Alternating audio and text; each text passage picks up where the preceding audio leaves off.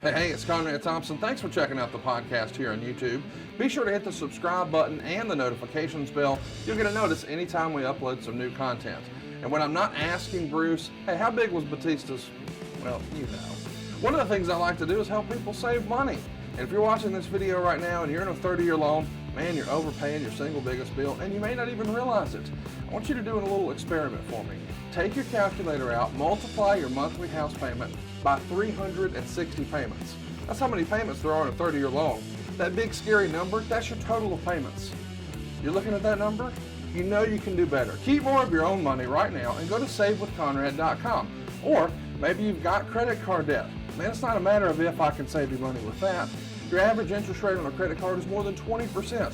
And by the way, all the interest you pay on those credit cards, it's not tax deductible. Whereas the mortgage interest, well, that is tax deductible. So if you owe this debt, it's up to you how to pay it back. Doesn't it make sense to get the cheapest rate possible and the greatest tax deduction possible? Find out how much money you can save right now for free at savewithconrad.com. You don't need perfect credit. Even scores in the 500s can be approved, and it's no cost out of pocket. But maybe best of all, we're licensed in more than 40 states. We can help more families than ever before. But how much can we save you? Find out right now for free with a quick quote from savewithconrad.com.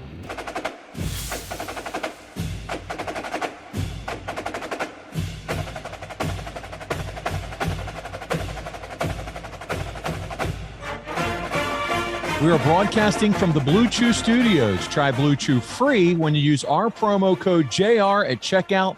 Just pay $5 shipping. Hello and welcome to Grilling JR. This is Paul Bromwell back once again, and I'm joined by the voice of wrestling, the Hall of Famer, Mr. Jim Ross. JR, how you doing this week? I'm good, man. It's been a busy time in my career, but having a great time. Busy's always good. Yes. And in my view, especially at my stage of life, when you're 70 and you're still doing what you love, you're very blessed. And one is, as am I. So I'm lucky in that regard. But, you know, Las Vegas was, for those that caught what we were doing, seemed to be extremely well received. And there's just nothing that beats a big crowd that want to be there. They want to engage. They want to support. They're not looking for negatives. They're looking to come enjoy the presentation. So I think that's just great. And it was very motivational, to say the least. I think Tony and Excalibur and I did some of our best work, and we certainly enjoyed doing it and enjoyed doing it together. So in any event, been a busy week in Vegas. We've moved on now to Los Angeles, and soon I'll be moving on back to Oklahoma for 3 or 4 days of R&R before we head to Kansas City. And you said it right, busy, but you're right. Nothing beats a hot crowd, a good crowd, an engaged crowd. I'm glad you had fun, because you being busy, JR, means we're getting to enjoy you as fans listening to the commentary. So. And so, man, it's just been good. I'm glad you're getting to do all this fun stuff. Still enjoying wrestling, man, and that's what it's all about. Speaking of wrestling and enjoying and stars and all the good stuff, let's jump into it this week. We're going to be discussing Mrs. Foley's baby boy. His birthday is right around the corner, June 7th. The hardcore legend will be 57 years young. And so to celebrate that, we're discussing mixed time in WCW with you today, JR. Good.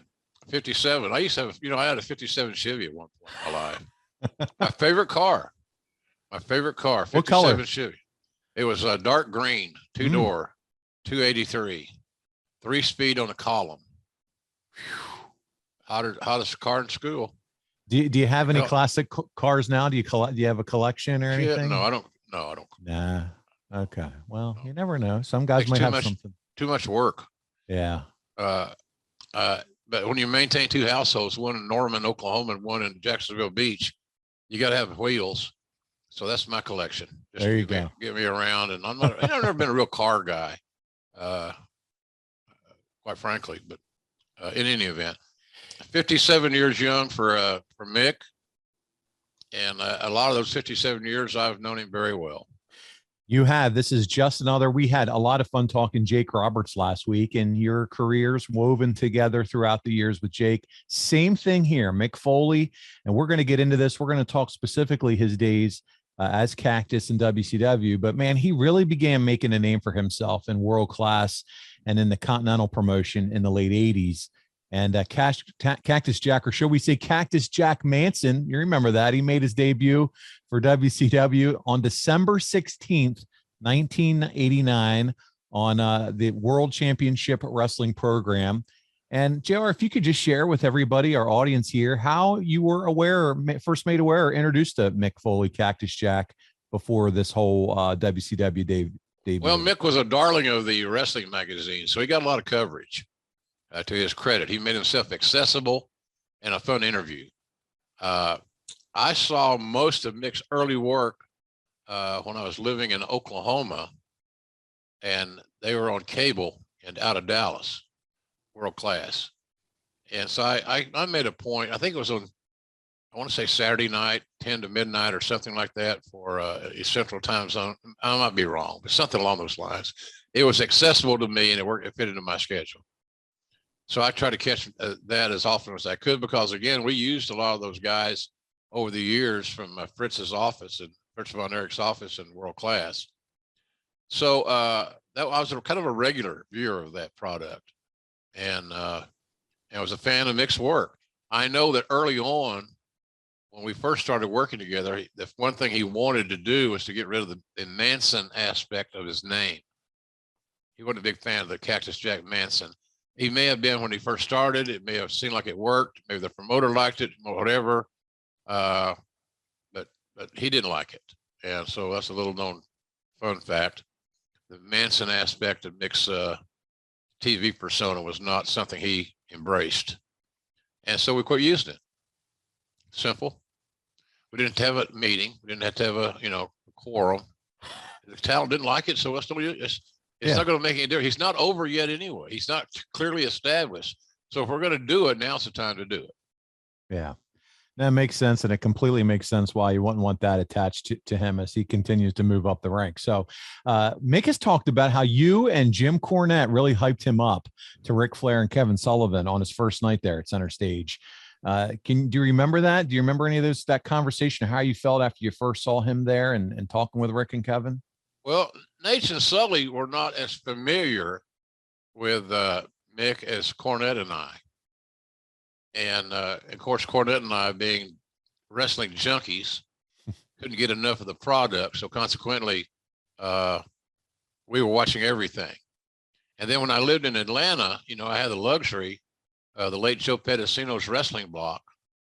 And they had, 4, 5, 6 different shows on every Saturday night. I think it was channel 69 or something along those lines in Atlanta. So I got to consume a lot of product there. Of course, I was in a position at the booking committee where we were looking for new talent. Like I said here before, wrestling fans like new. And so we were looking for new. And we believe, Cornette and I certainly believe that Cactus fit that bill.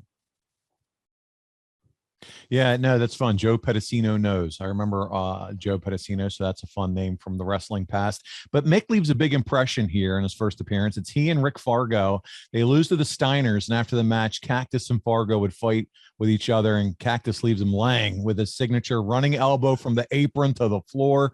JR, we have a clip here I want to share with you in our first clip of the week. We have 3 of them. This is the first. Let's take a look at Cactus here. His tag team partner is from New Mexico. He weighs in at 234 pounds, Cactus Jack Manson. Their opponents making their way into the ring area. They are the current World Tag Team Champions from the Motor City of Detroit, Michigan at 525 pounds, Rick and Scott Steiner. These are the Steiner brothers. Uh-oh, here comes. Ooh, Frankensteiner! They want it! They call for it! The players asked for it! And Steiner delivered it! Here are your winners, the World Tag Team Champions, Rick and Scott Steiner, the Steiner brothers! Patrick, the referee, Tony Gillum. The Steiners asking their little friends to come into the ring. The World Tag Team Champions still up. Have won it. Let's keep our cameras right here for just a moment before we go to the slow-mo. Uh-oh, wait a minute. Fargo and Manson are fighting. Fargo and Manson are fighting here. I don't blame Nick for a bit. Put the boots to him, Cactus Jack. Cactus Jack from Truth or Consequences, New Mexico, looked great against the Steiners. Now what's he going to do here? He's got him outside. Backbreaker right on the floor. What you doing? No, he's not. Right off the line. Good Lord. What is wrong with him? There's something not right. Man, well, we need some help for Rick Fargo. Cactus Jack Manson. I'd like to see that one again.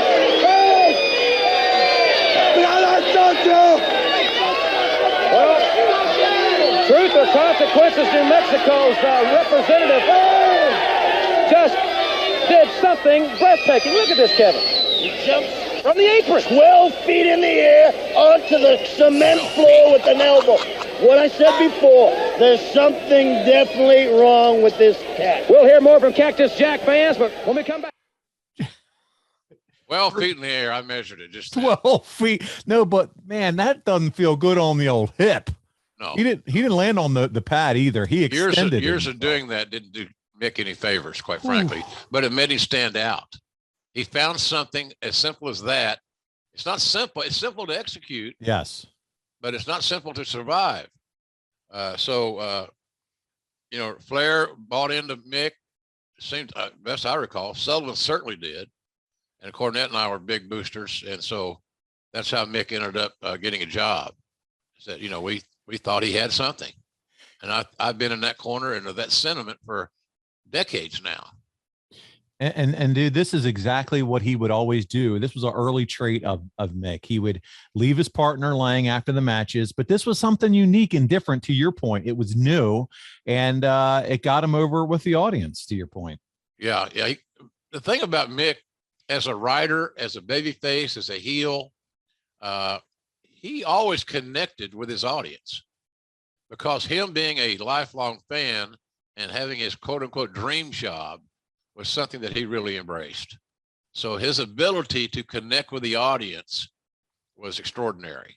And that's one thing that I would suggest any wrestlers, and I know a lot of wrestlers listen to our podcast and we appreciate it. You got to learn, or you got to acquire the skills of connecting with your audience in whatever role you may be in. And so Mick learned that at an early age. He was so impressionable. He's smart. Mick has a college degree, and his dad was a teacher. He comes from an educated family. So I'm just thinking that Mick was destined to do all these things, but we all were kind of concerned that, can we keep him healthy enough to get there? right? Well, listen. Our next partner has a product I use literally every day, and it's Athletic Greens. I started taking AG1 months ago because I needed more energy, and I was tired of taking pills and vitamins and all that stuff, JR. Just one scoop, and it gives you 75 high-quality vitamins and minerals. I'm talking about improving your gut health, sleeping better, improve focus. What's not to like? This is a slam dunk. You get better sleep quality and recovery. It costs less than $3 a day, completely worth the investment. And it's received 7,000 plus 5-star reviews. That might be a few more than Dave Meltzer's handed out. That's impressive, quite frankly, all those reviews. In a cynical society, to get that many positive remarks on your behalf is pretty damn impressive. It certainly is. And right now, it's time to reclaim your health and arm your immune system with convenient daily nutrition. It's just one scoop in a cup of water every day. That's right. You're not shuffling pills down your throat. No need for a million of those different pills. Make it easy. It's Athletic Greens. It's going to give you a free 1-year supply of immune supporting vitamin D and 5 free travel packs with your first purchase. All you have to do is visit athleticgreens.com/JR. Again, that is athleticgreens.com/JR to take ownership over your health and pick up the ultimate daily nutritional insurance. I got a lot of friends that are on this program that love it. Oh, good. Just really love it. That I've talked to them about it. So it's a good product. And I'll tell you this, folks, it's damn sure priced right.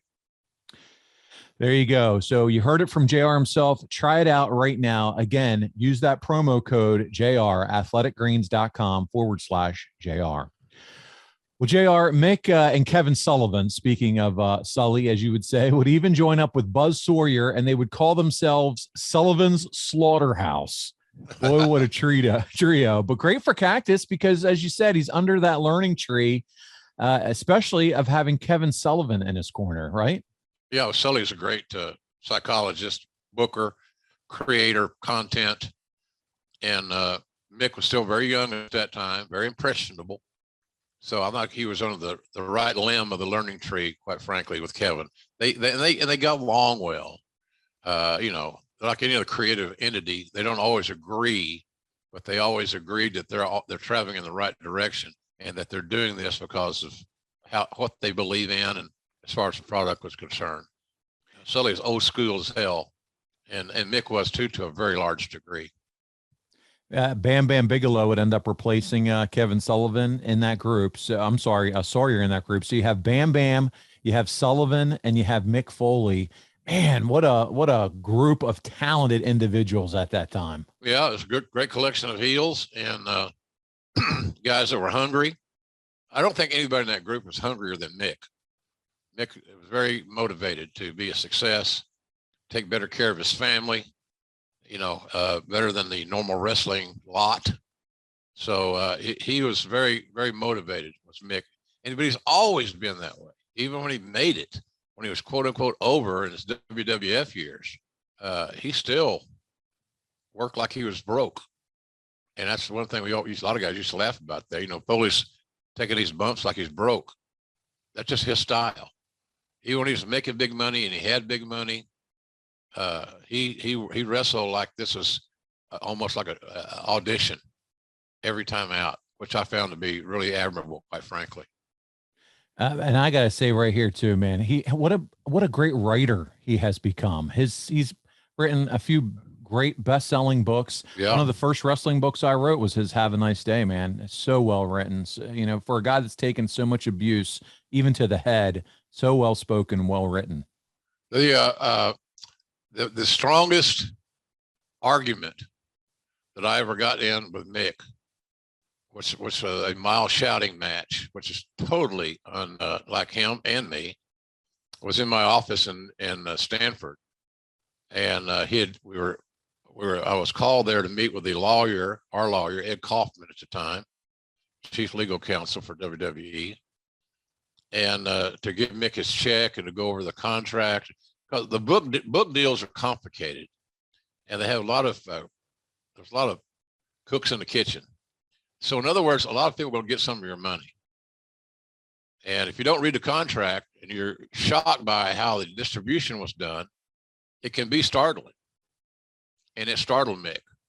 He had thousands of dollars that he didn't get to claim because it contractually, he had the publisher got some money and this guy got some money. And so, but he didn't. I've always said this is so totally unlike him that I'm almost positive he didn't read all the fine print.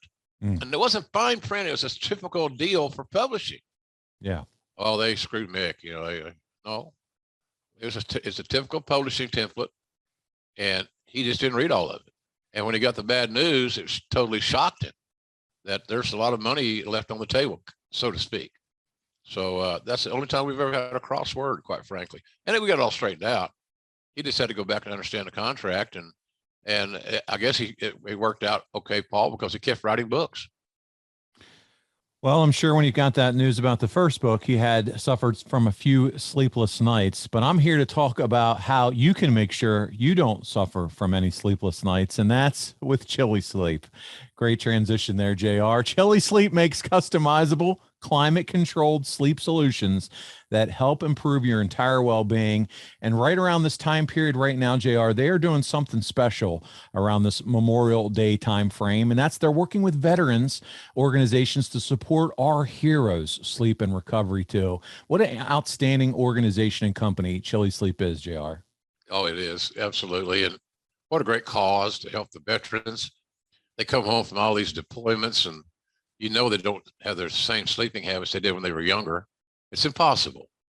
This helps these people. That's right. And I know I feel good about helping our veterans on any project, and I'm sure many of you do as well. So if you want better sleep and you don't want to sleep in a sweat box and wake up all clammy, then and you can help some veterans, this is kind of a no-brainer. That's right. They make two different sleep systems that you can check out. They make the Ole and the Cube sleep system. Trust me, I know. I've researched it, looked at it. We're looking at the Ole system for our own home right now. They're hydro-powered, temperature-control mattress toppers that fit over your mattress. You can control your temperature. You can say, hey, I want this temperature for my side. I want this temperature for my partner's side. And recently, Chili Sleep partnered with the Independence Fund, as I stated, for Memorial Day. Yes, I know we're past Memorial Day, but you can still take advantage of this to donate sleep systems and show gratitude to our veterans. How cool is this? Plus, U.S. military and veterans can get special savings at checkout through this time period as well. So for an extra layer of comfort, they also make the Chili blanket. The only weighted blanket that can also be paired with a control unit for the ultimate, as JR said, clammy, sweat-free sleep. So how do you do all this? You go over to chilisleep.com and those magic 2 letters /JR to learn more and save 30% off on the purchase of any new Cube or Ole sleep system. This offer is available exclusively for Grilling JR listeners and only for a limited time. That's Chili, CHILI, sleep.com/JR to take advantage of our exclusive discount and wake up refreshed every day. So, JR, one of those moments that I couldn't wait to share with you and talk to you about, because I have a clip for it as well, was the most memorable moment of Cactus Jack's first WCW run. And unfortunately, it was a horrible match with Mil Mascaras at the Clash of the Champions in Corpus Christi, Texas. It's February 6, 1990, for those that want to go back and check it out on the Peacock. Cactus takes a spectacular flat back bump on the concrete floor, however, and you and Cornette, you're on commentary together, and you guys are like, man, his career might be over. Cornette says Cactus Jack is dead.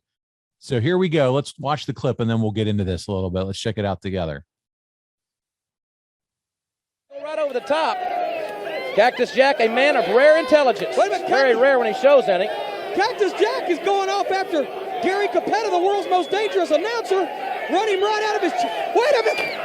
Cactus, he doesn't pay attention to where he's going. And he's blaming all the fans here in Corpus Christi. I'll tell you something, the breakfast room at a honeymoon hotel isn't as vacant as Cactus Jack's head. He is an idiot. Hey, I wouldn't say he's an idiot. I'd say he's unorthodox. I'd say he's strange. I'd say he's not all there.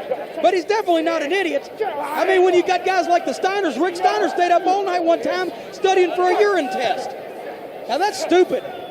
Well, Bull Nelson there by Mil Mascaras. Cactus Jack's backed him in the corner. The cheap shot, the elbow right to the head. Followed by a right hand, and Mil Mascaras fights right back very quickly.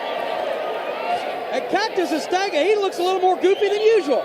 Bill looked great, you know. We were in Corpus Christi, for all his crowd support. Bill, I've always said what I think of all his fans here. There's Cactus's book. I am an urgent need. Especially in the how true. You know, those Latin markets like Corpus Christi. Yeah. His fans, there's nothing wrong with the Mexican people. Double leg pickup. You know, I feel like everybody ought to own one or two of them. Trying to go for a Boston Crab. And Cactus Jack got to the ropes. That necessitates the break. Yeah, this is not a very good match.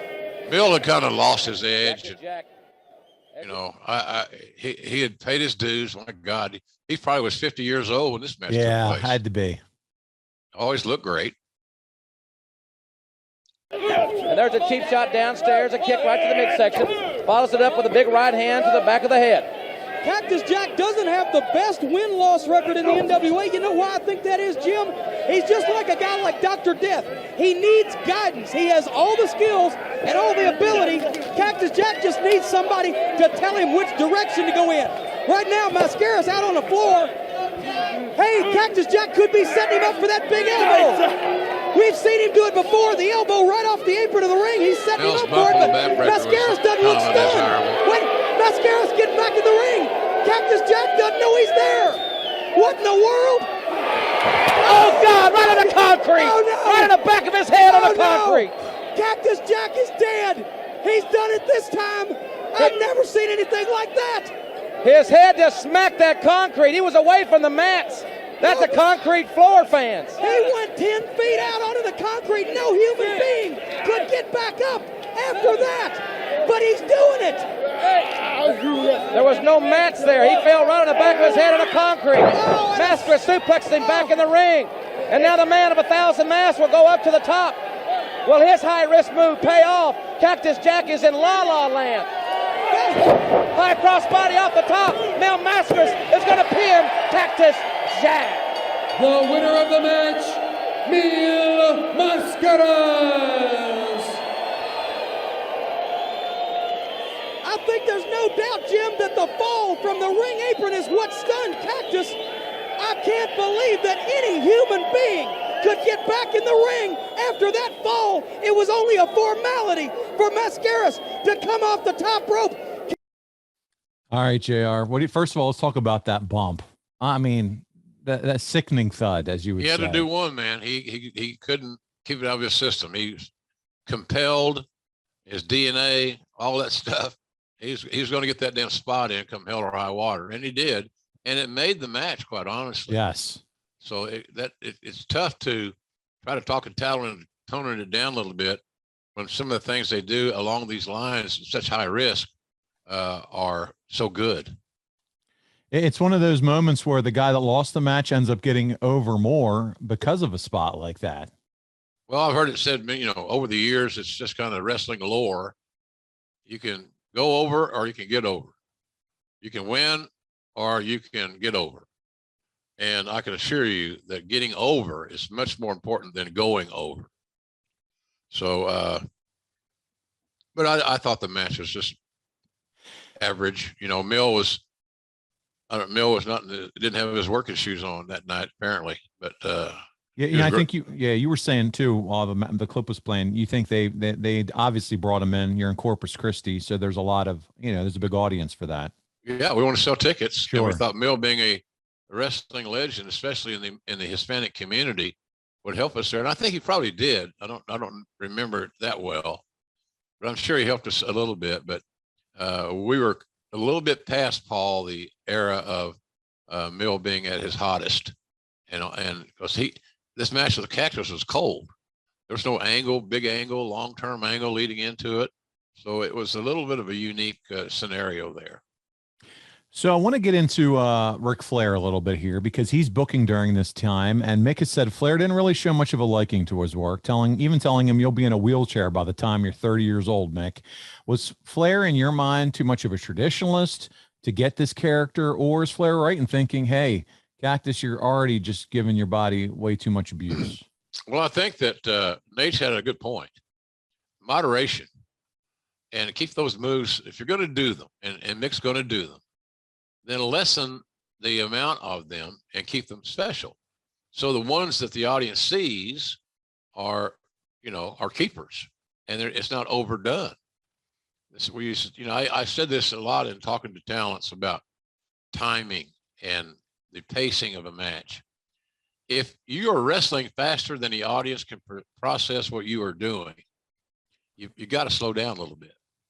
And that could be a half a step here, a half a step there. It could be registering, selling, reacting, but you've got to slow down a bit. It's no different than a stand-up comedian. I've used this before here on this show. If you're a stand-up comedian and you go out and do your set, you lead off with one of your best jokes, and then you tell your joke, and before you give your audience the opportunity to process the joke and react, you're telling your second joke. and you just wasted this first one. So I think that's kind of what Mick's issue was that sometimes he did too much. And I don't know that Flair was such a traditionalist in that respect. It never seemed like they got along that well. And I'm not so sure what it was. It just may have been a personality conflict. Have no idea. But there was some issues there that were not real positive. Well, then another change happens, which isn't exactly in Foley's favor either. And that is Ole Anderson replaces Flair's booker. And then they don't really hit it off. Foley and Ole. There you go. There's two names, Foley and Ole. They don't hit it off. And so he gives his notice on June 10th of 1990. And that would be his last match for a while in WCW. Lost to Norman the Lunatic, there's a name, at a house show in Sunrise, Florida. And he wouldn't return until over a year later on August 11th, 1991. So, again, first it's he and Flair. Now it's he and Ole. Is it just a frustration with the management here in WCW? They don't see the potential in Cactus, or what are you thinking? Well, I think those two guys wanted to influence Cactus, changing his style. They thought he was taking too many bumps and making it too hard to follow. And again, they make a valid argument. Yeah. They, meaning aren't pronoun boy. He said he beat him. Okay. But Ole would be more the traditionalist than Flair. And Ole thought Cactus was doing too much, making it too hard to follow, et cetera, et cetera. But the other thing is, as a booker, you got to look at the shelf life, i.e. the longevity of your talent. And if you got a talent that's taking all these chances, and it's getting battered and bruised and beat up and staggering to the ring, but dragging a foot or whatever, I mean, seemingly always looking like Mick was in pain and was restricted. Then that Ole would look at that situation and say, well, we can't get any money out of this guy because he's not going to be able to work. And so Ole makes a valid point. I don't know if it was a deal breaker point, but it became a deal breaker. And Mick saw that he wasn't going to get anywhere philosophically with Ole. And so instead of engaging in a unwinnable argument, it might be best just to move on. Yeah, and I think he takes that break for a year, comes back, like I said, August of 91. And it seems like this would be probably a good time for him to get away for a little bit, maybe, and try to figure things out. Maybe there could have been some stuff left on the table, but to your point, he's got to figure out how to work with this group or this team and see if maybe he can't figure out where his character's headed. Yeah, he's got to change the way he thinks about some things. Compromise is a good thing if you're a sports entertainer, pro wrestler, whatever. You got to be able to compromise. And I think Mick finally, at different points in his career, adhered to that somewhat. But he didn't have any trouble staying booked. I kept in touch with him. I knew that if we had a chance to get him back, we would. It all depended on who was in the booking chairs and the creative components. But I always looked at Mick as a friend. So I kept his number and we'd text or whatever occasionally. But I knew at some point in time our paths would cross again. You look at it in today's terms, in today's world too, some of these folks that have been released, these wrestlers that have been released from the big time companies, some of those individuals, if you talk to them today, would say that's the best thing that happened to them for their career. They've been able to reinvigorate themselves, rejuvenate their careers on the independents and rebrand themselves. And now they're making more money than ever. And so, sometimes you can use that downtime period. It's not, oh, woe is me. It's all about your mindset and attitude. And if you're willing to grow and learn, it can be a big, big push for you. Absolutely. Growing and learning. Key words to live by in pro wrestling. Speaking of keywords to live by and impactful and doing things that are right for you, I want to take some time to talk about Elysium Health and what you should be doing. And I want to talk specifically about their Basis product by Elysium Health, who, by the way, are the most trusted source of NAD+ supplementation. Their product Basis is clinically proven to increase levels of NAD+ by 40% safely and sustainably. They're unlike any other health company that I've seen, and they're at the forefront of NAD plus supplementation. They have dozens of the world's best scientists. 8 of them are Nobel Prize winners. NAD plus is found in every single cell of your body and is responsible for creating energy and regulating hundreds of cell functions. So yes, it's important to be aware of what this is. But NAD levels decline as you age. So for guys like us, JR, who are in their 40s, 50s, 60s, and 70s. Hey, now, easy. Go ahead. I made sure I put us all in there. Yeah, all of us. Lack of sleep, intense exercise, unbalanced diet, and sun exposure have proven to deplete our NAD plus levels. So, I mean, yeah, you can try to increase them by food. And I'm talking all that good barbecue and jalapeno honey mustard and all JR's all-purpose seasoning. We need all that, but we need a little bit more. And that's where Elysium Health is here to help us. Decreased NAD plus levels are linked to faster biological aging and can slow down vital body functions. I don't know about you, Jim, but this body needs to keep functioning, my friend. We have women to keep happy, events to go to like Top Guy Weekend, and fans to meet and greet. I think you would agree this is a great product. It is a great product, and it's great for our health. And it's so simple to apply. You ain't got to carry around a baggie full of pills. It's just simple, and it works. And again, I know people on the site that watch it are, pardon me, that are practitioners and are very happy that they are.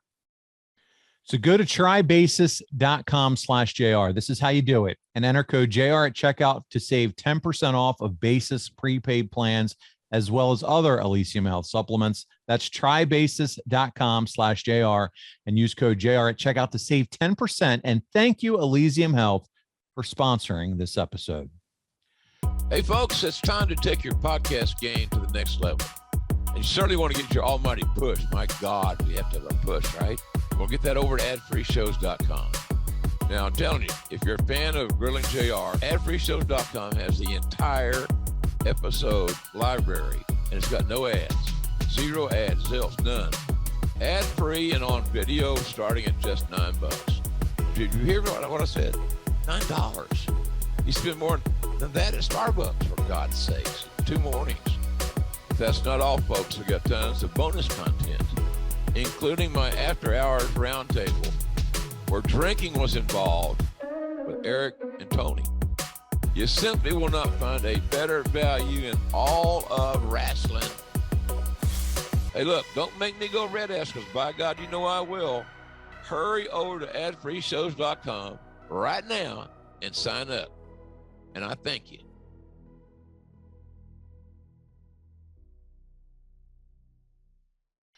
So, JR, as we talked about, taking some time off here, Cactus goes back on the independents for a while and works for Herb Abrams UWF. He goes on tour for All Japan as well for Baba, even wrestling Andre the Giant in a tag team match over there.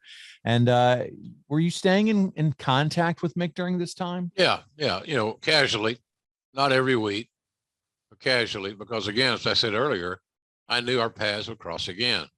I didn't want to lose contact with him. Well, he wrestles also for Eddie Gilbert in Tri-State Wrestling, which, by the way, for those of you that are familiar, that was the forerunner to ECW in Philly. ECW. This said to get Jack back on the radar of WCW. Me and Devon. How involved were you? And I'm sure you're very involved, but I want to kind of hear a little bit about your story in getting him back into WCW, because he's immediately pushed into a feud with Sting. Well, yeah. You know, the thing about it, there were very few people in that booking world that didn't like Mick. You had Ric Flair, who was not a high on him, and you had Ole Anderson, who was even less high on him because of his style, not his character, his integrity, his ability to wrestle, promos, none of the things that seemingly would be more important. But Mick was, when we had the opportunity to bring him back, I don't remember any pushback, because the guys that were making the decisions before were not in those positions. And it's similar to what we talked about with Jake Roberts last week. He's brought in, and it's you know, we're going to strap the rocket strip to him right away this time. He is starting right with Sting, which is great. You need to feed Sting. You need to feed him those hot heels, and Foley's perfect for this here. And it's got to be the perfect starting point for him coming back in to make the big splash. Yeah, absolutely. If you're a heel, Mick Foley, who would you ideally want to wrestle? Sting. That's right. The top babyface. So, and it was cool that his previous stints there or anywhere else had no bearing on him getting a real good spot on the card, specifically working with Sting. So it was good. Let's talk about another maniac, because he's paired and forms an alliance with Abdullah the Butcher. And they had a famous moment at Halloween Havoc where Abdullah gets electrocuted in the electric chair. And there's even a feud between the two after it. What did you think of the pairing of Abdullah the Butcher and Cactus Jack? Didn't have an issue with the pairing. I'd rather have seen an old school All Japan knockdown drag out fight, because that just tells me that the bookers are paying attention and putting both competitors in a position that they can best succeed. And you're not going to have Abby, I want you and Mick to go out there and do a Briscoe Funk match. Right. Well, it's just the same. It's just an extreme example, but I'd rather have seen that than some of the ridiculousness that we had. That was a Turner Home Entertainment thing. The Halloween Havoc theme, they took it too far, and to show another human being allegedly getting electrocuted, it just took you right out of your sense of disbelief. So I didn't like that angle. I thought it was taking things a little too far on the sports entertainment side. Speaking of a nightmare pairing, don't let your credit score become a nightmare, and you can do that with Credit Karma. Are you planning ahead for a big expense? You know, summer is here, JR. It's heating up. Some of our listeners may be thinking about finally putting that big pool in the backyard, or maybe you're just trying to eliminate some lingering credit card debt.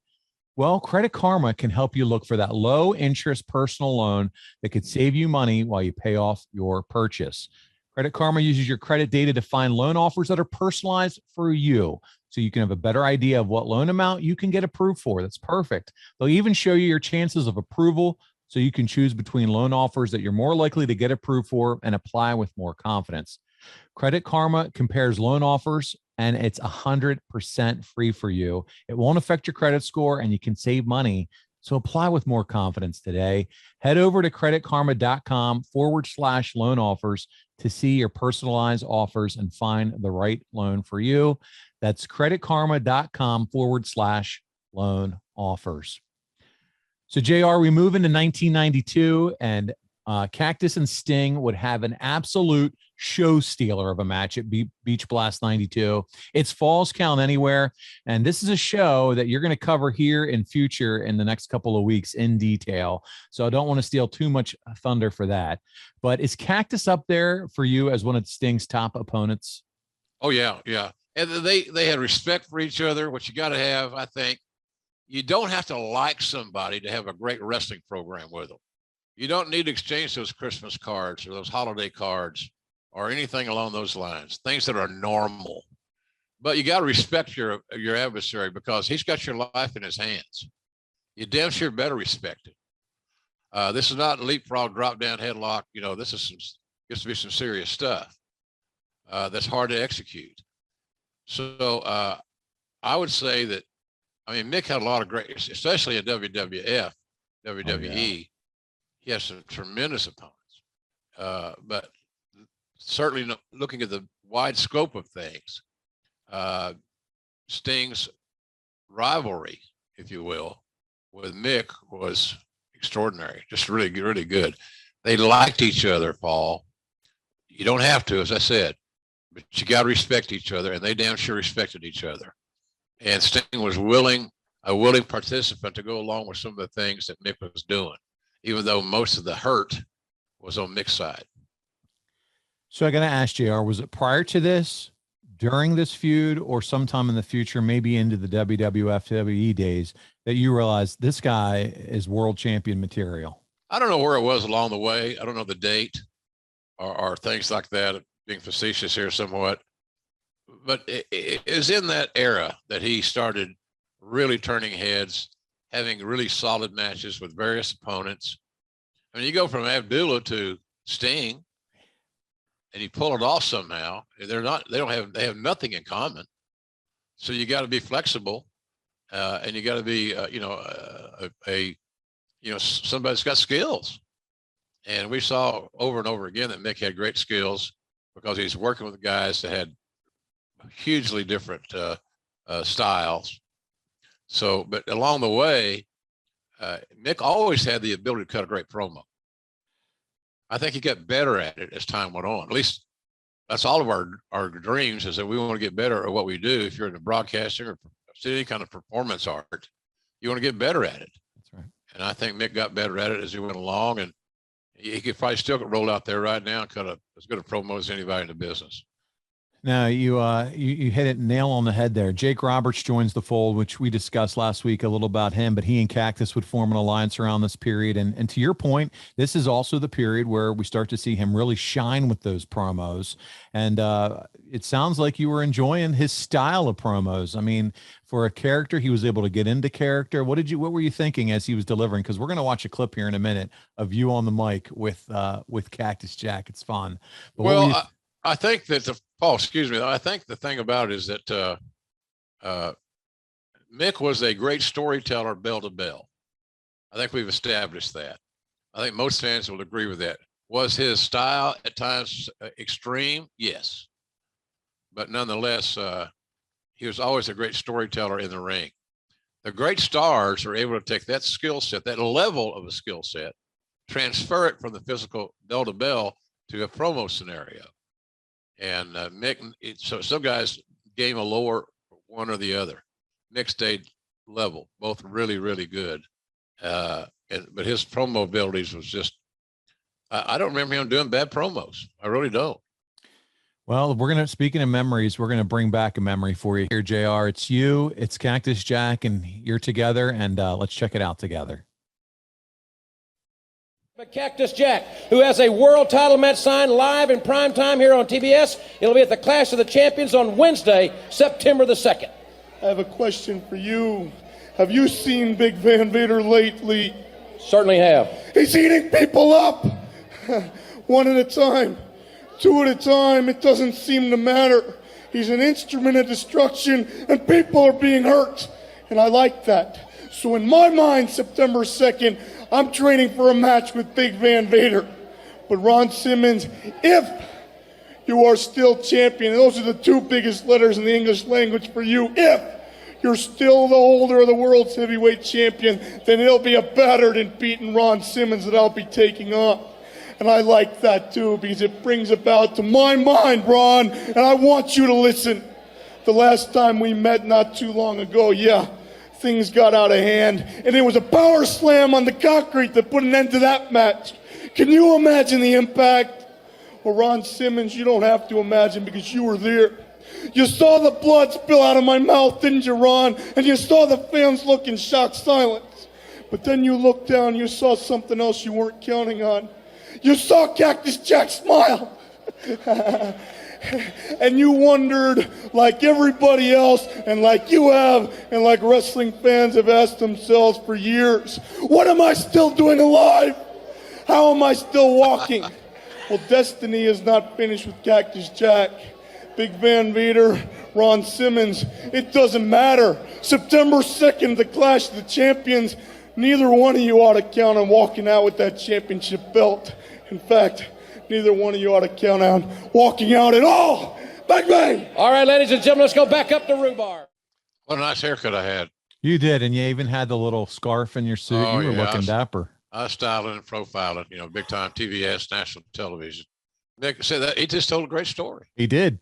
He got everybody over he talked about. He gave you reasons to believe the plausibility of this whole scenario. And he didn't have to talk about himself the whole damn time. I listened to his promos as if he were writing and providing me a new chapter in a new book. And he was a great storyteller. And it was different. It wasn't like you said last week with Jake Roberts. It was different. It wasn't a yeller. but he was telling it in his own way, very different delivery than anything that we have ever been used to. And it was unique. And he had that on his side, and it sucked you in as a wrestling fan. Yeah. He was smart. Again, he had the innate ability to connect with his audience. That promo, if you're a fan of wrestling, you're a fan of Mick's, or a fan of the booking, Vader's involvement, Ron Simmons' involvement, all these things, that's all about the title. You know, we try to make sure that the title meant something, and it did. And Mick was putting it over all along in that promo that he did. So that's just a really good example of how good he is. If you go back and dissect what he said, he told us a great story that should have gotten people interested in the storyline, the angle. And I think it did. You know, like I said, his promos are spot on. And the higher the match got, the more important the match seemed to be, the more Mick delivered. Well, JR, as we get into 1993, Cactus turns babyface, and it's a good freshen up for the character. I'm sure Cactus likes that he has different guys to work with at that point too, right? I think that's usually the main reason that guys endorse their own turn, is that it gives them a whole different group of guys to wrestle. So they got new dancing partners. And the other thing is that fans just grew to love Cactus for his tenacity and his courage and what he put his body through, all for them, the fan. So I know that Cactus, he never had an issue with it. A lot of guys who, I'm a heel through and through, and that's what I'm going to be forever, blah, blah, blah. Well, no one should ever say that, because nothing's forever. And it's probably a good thing at times to freshen up your act, like Mick's doing right here. One of those, of course, was none other than Vader. And this is just after you had left WCW, Jim. But I'm sure you've seen and heard about some of their bloody brawls. What was it about Cactus that just brought out the best in wrestlers? My goodness. Because he didn't have slow down gears. He didn't work at a pace that was going to,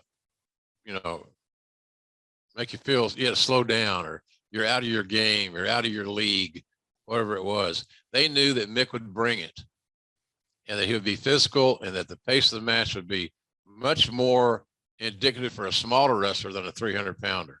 So I just think guys knew that when they were booked with Mick, we got to get ready to go, because there's not really any telling what he's going to do.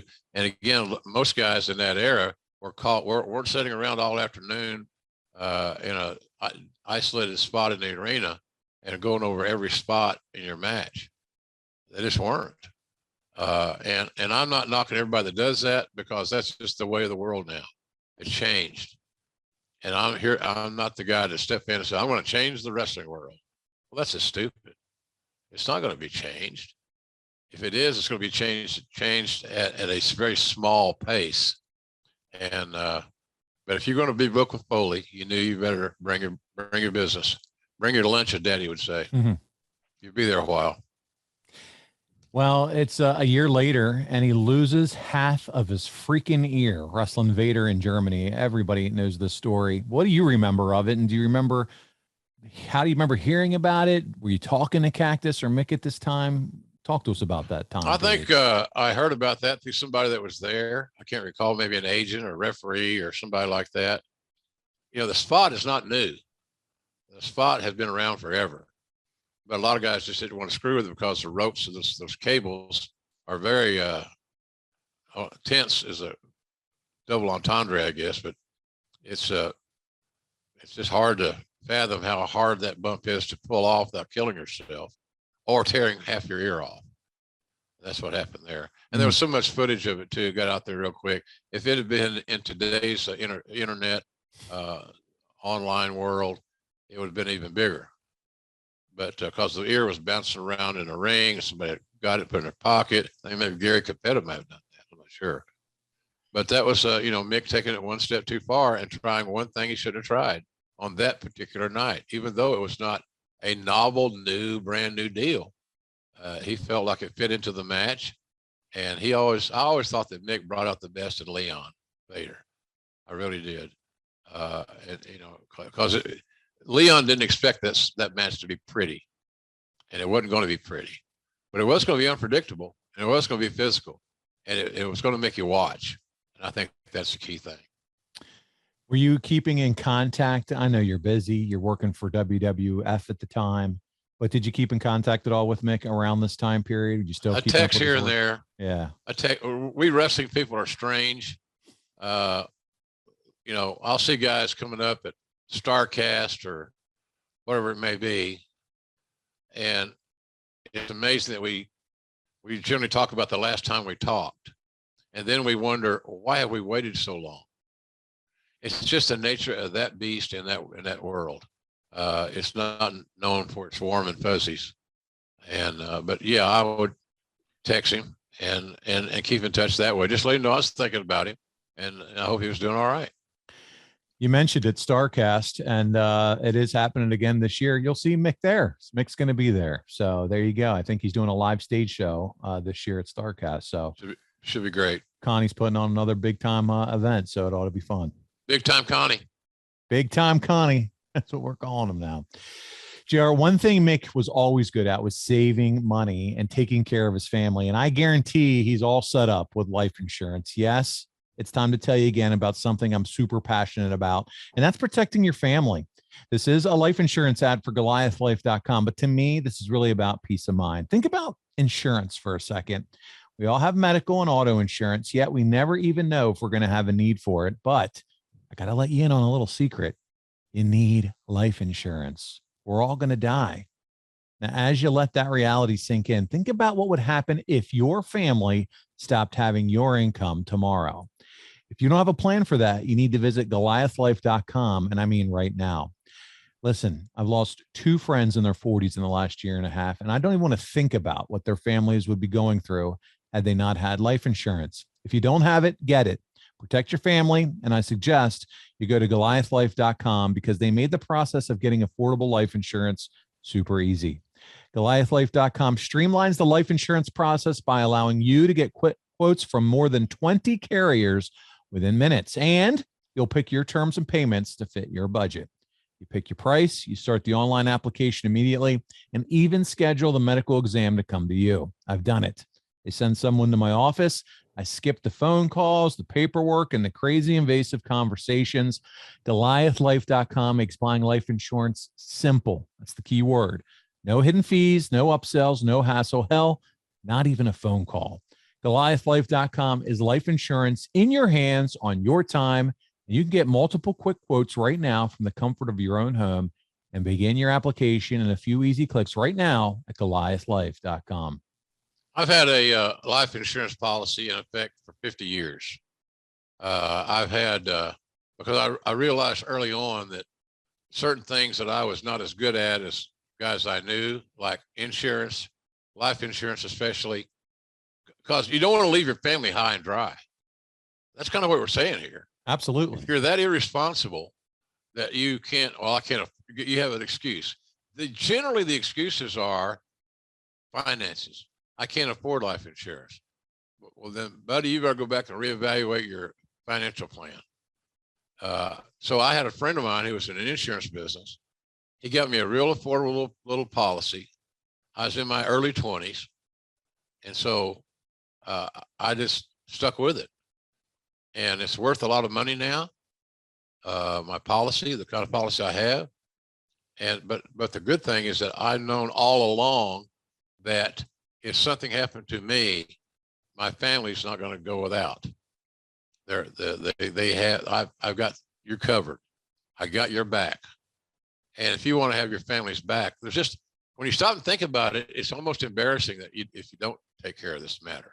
That's right. Especially because it's so affordable and it's so necessary. Take responsibility, be an adult, do the right thing, not just for you, but for your family. And that is GoliathLife.com. Well said, JR. Well, JR, I want to talk about Cactus and want to talk about world champion. He didn't accomplish this in WCW, but in your estimation, do you think he would have been a great WCW world champion? Oh, yeah. I think Mick, it sounds, I'm placating him because I love him so much that I believe he would do well in any role assigned. He can, in other words, he put him on the field and give him a jersey put him in the game and let him play. And that would include being the WCW champion. A Cactus Jack driven title run would have been extremely entertaining. And the promos themselves would have been worth, quote unquote, the price of admission. So yeah, I wish Mick had gotten that opportunity. But, you know, politically speaking, the look and all that other bullshit that people, they make up excuses when something is not their idea. That's the worst thing about pro wrestling. If sometimes the decision makers that are doing the booking, if a certain topic is not their idea, you're never going to get it through. So, and that's just terrible. It's unfortunate, and it shouldn't happen that way, but it does more often than not. But Mick would have made a great WCW champion. It kind of feels like, as we wrap up this portion of the episode, that Cactus during his run, that time period in WCW, was the perfect epitome of the company at the time. When you think about it, he was a guy who's willing to do anything wrestling wise with his push. He was good on the mic. We just heard an example of that. He can work, but it just never got going for him there. Yeah, well, again, it's like politics. It's what side of the aisle you on? And Mick, apparently inadvertently, and not his fault, was on the wrong side of the aisle more often than not. Just from the standpoint, somebody didn't like his look, or something he may have said out of humor or something that took him the wrong way. And they also saw a guy working harder than them, doing all he can to get over. And I'm not so sure everybody on the roster could say the same thing, honestly. Isn't it something that could just be a comment or a conversation or something that just went awry once or twice, and that's all it takes? It's just like in the regular business world too, with the wrong leader or the wrong person that won over you, and that's all it takes that can bury you for a little bit, unfortunately. You know? Yeah, well, that's what it is. It is. It's not changed. I got into business in 1974. It was that way then. Here we are at 2022. It's that way now. Well, JR, let's get into some of the fan questions. We have a few this week, and we'll start with Francis Reyes. And he said, JR, do you think Mick was ahead of his time in WCW? I don't know in what way. Hard for me to answer yes or no on that deal. Ahead of his time in what respect? He had this moveset that he did where it ended up with his hip on concrete a lot. But I don't know if he was ahead of his time or not. Maybe his style, you know, what he did from a risk, and they weren't used to accustomed to seeing someone with maybe a high risk. Yeah, maybe a hardcore styling or something like that might be applicable. But to say he was way ahead of his time, you know, I don't know if I could go that far. Okay. Reigns and McIntyre, obviously big WWE fan, chimes in and says, was there ever a plan to make Cactus Jack WCW champion? Well, if it was discussed, it wasn't discussed very long. Okay. Look, personality, you know, I never understood that, but that's what it was. So it may have been discussed, probably was, but not seriously, not for a very long time. Batman Forever's up next, and he says, do you think Sting was Cactus Jack's greatest rival in WCW? I know we were just covering Vader too, but do you think Sting would happen to be his greatest rival? Well, he certainly went the top 3 or 4, no doubt. Again, they had some classic matches. That's a fair question, and my answer would be a fair answer. Top 3 at least. Okay. Drew in LA, the wealthy industrialist, asks, does WCW get enough credit for being the first promotion to bring hardcore style wrestling to mainstream audience? Time-wise, I don't know. It'd be close. But Mick was the hardest of the hardcore, and guys saw what was getting over, so some of them tried it. So, you know, maybe so.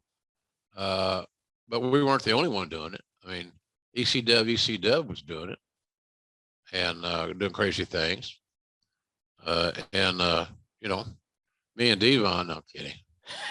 I'm having fun with Bubba. I love Bubba. I know you are. Bubba, Dudley, and I have had a great rapport. I used to bullshit him about his calves. Bubba's got great calf development. He used to like to show them off there in TNA. He would flex those puppies. Oh yeah. Well, he was impressive. Yeah. So I'd always tell him, I said, Bubba, goddamn, you got to get back to the gym. Your calves are shrinking. You look at you like you're serious for 2 seconds. But anyway, I like to get Bubba here. He does a good job with Dave LaGreca and all the crew there at Busted Open Radio, Sirius XM. I wish I'm I'll say a regular viewer, but now that I understand how to retrieve and the archive shows and things like that, I'm a little bit more accessible to it. I'm learning more in a technical sense than I heretofore had. Okay. Oh, I like to, and it's just fun to listen to. It's good. It's good to hear what the fans are thinking, and I enjoy that. Nice. So that's awesome. Hey, listen, when we talk about hardcore style and all kinds of fun stuff come up, we have a lot of fun stuff coming up right here. It's a big summer, Jim, here on Grilling JR. Next week, you're going to do a watch along of Raw is War from June 9th, 1997 in Hartford. It's the night after the King of the Ring, which saw Hunter Hearst Helmsley win the tournament. That's right, Triple H. But what's most notable about that show is what happened before the show when Brett and Sean got into it. We're here to find out all the dirt from you, JR, and we'll call it a wrestling match of sorts backstage. I see your head shaking. I love it. And from there, it's go back to WCW. It's that Beach Blast 1992 we promised you. One of the first major shows of the Bill Watts era. You got the Steiners against two of your favorites, Terry Gordy and Steve Williams. Dr. Death in the main event, man. That's going to be a fun one. We talk about the golden tag match, like the Bucks and the Hardys, for example. Yeah. That we've recently featured. And gosh almighty, to me, my dream match was just the one we just said. Yeah. Steiners, Doc, and Gordy. Leather style. They brought it, man, more than anybody else that I can remember in that era, bringing it physicality wise, compelling action, wrestling, brawling, athleticism. They had it all. And all four men looked like that one could whip the other. It was just a great pairing. And I love that match. So that'll be fun to talk about. Yeah, that has JR written all over it. So definitely you want to check that one out. Then from there, it's on to Hulk Hogan's roles in WWE from 2002 until he would eventually join Impact Wrestling. And they're going to close out the month of June with another Raw watch along. And that's from July 1st, 2002. You'll see Brock Lesnar versus Ric Flair for the first time ever. Chris Benoit returning to a WWE ring for the first time in close to a year. And then that main event ladder match is Undertaker and Jeff Hardy for the undisputed title. So, man, there are some can't miss episodes coming up for you right here on Grilling JR. Yeah, good stuff on the way. A lot of my favorite things we're going to talk about. Hope the fans agree that you're interested enough to listen and watch. So it should be good. I love doing those watch-alongs. There's always things you see that you forgot that you can point out. Some are funny, some are wise ass remarks, whatever the case may be. But nonetheless, there's some really good content heading your way, folks, on that deal. Absolutely. Some of my favorite stuff working with you, JR, is reliving some of those old clips that maybe you haven't seen in a long while and getting to watch you relive those again. It's just a lot of fun. So with that, check us out, adfreeshows.com. This is where you get to see the video and see those video clips and those watch alongs on video and also get them without all the ads. Listen, we got lots of ads and that's great. We love the companies that help support us, but you can get it early and ad free over there. Plus all the bonus and perks and Top Guy Weekend and all that good stuff. So starting at $9 a month. Can't beat it. Are you kidding? Hey, I got a Starbucks the other day. It was $7. Everything's $9 a month at $9 now. It's unbelievable. So yeah, check it out, folks. That's starting at $9. You kidding? That's a hell of a deal. We haven't kept up with inflation either, like everybody else is. We're now like milk's like $10 or something. It's out of control. But with that, let's tell them what also is out there and available, and that's jrsbbq.com. Grills are fired up all across the country. I know it's so we got to get moving with your products, buddy.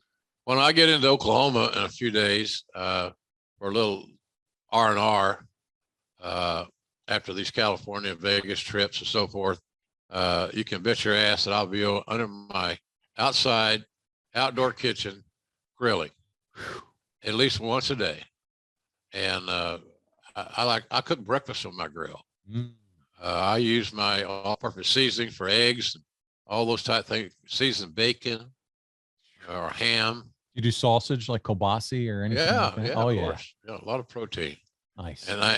So it's a season. And again, Father's Day is going to be here before you know it.